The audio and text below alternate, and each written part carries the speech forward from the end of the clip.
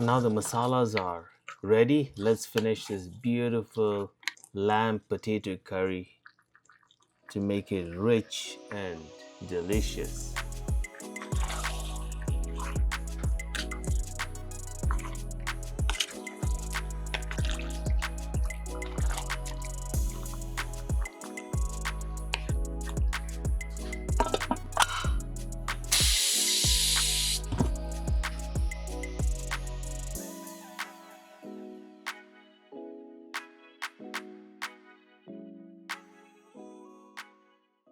If you haven't watched part 1, please check it out now because there you get to see how all the flavors, how all the veggies have come together for this delicious lamb potato curry.